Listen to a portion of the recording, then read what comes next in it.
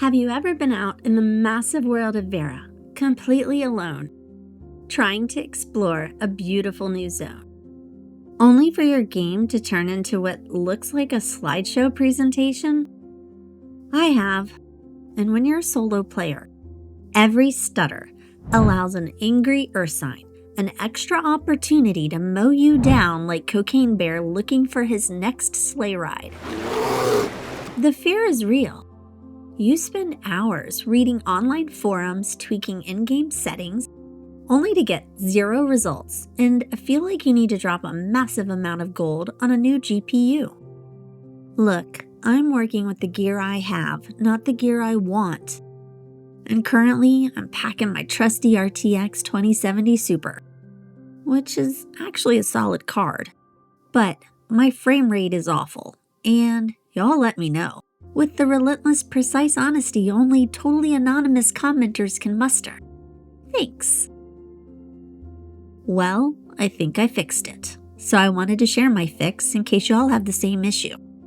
Because I don't think you need the most expensive rig to have a great time in this game. So like I said, I have an NVIDIA GeForce RTX 2070. It's a solid mid to high range card, right between the minimum GTX 1070 and the recommended RTX 3070. I really have no idea what any of that means. I'm reading a script. Even so, why the heck am I playing like I'm undercranking without the cinematic speed, excitement, or stylistic effect? I read sometimes the game isn't properly recognized and your settings aren't being applied.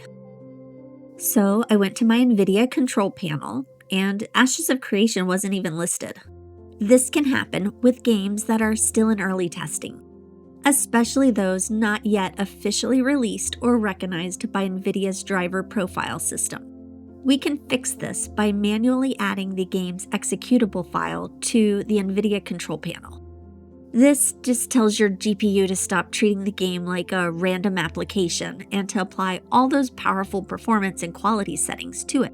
I'll put the standard path on the screen. Hello friends, Penny from the future here. This video was created before the Steam announcement. The Steam file is different, so I'll put that path on the screen instead. Everything else should be the same. Sorry for the interruption. Back to your normally scheduled programming. But basically, inside the Win64 folder, find the file named AoC client-win64-shipping.exe.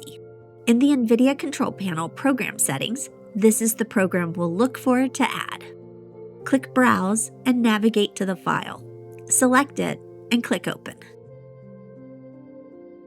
The EXE program should now be selected in the drop-down list. Now we can specify the settings for this program and manually make sure the preferred settings are applied. What I did was go to max frame rate. This was originally set to off. When it's off, your card is trying to render as many frames as possible, often hundreds in menus or low load areas, which is wasted power. We want to set the cap slightly above the monitor's refresh rate to ensure the game stays in sync with the screen. This reduces the screen tearing and gives a much smoother, more stable viewing experience. My current monitor settings show that my refresh rate is 60 Hz. Since I have a 60 Hz monitor, the absolute maximum frames per second my screen can display is 60 frames per second. Anything rendered above is just discarded and leads to wasted power and heat from my GPU. Let's go back to the NVIDIA Control Panel. I set the frame rate in the NVIDIA Control Panel to 57 frames per second, so 60 minus 3. Setting it to 57 FPS will help keep the frame delivery smooth and consistent, eliminate screen tearing, and reduce the chance of those annoying stutters that happen when the frame rate bounces unnecessarily high. I'm going to test this setup for a while and let you know how it works, but it does seem smoother than before. If you found this at all helpful, please give it a like, and until next time, keep exploring. I'll see you in the world.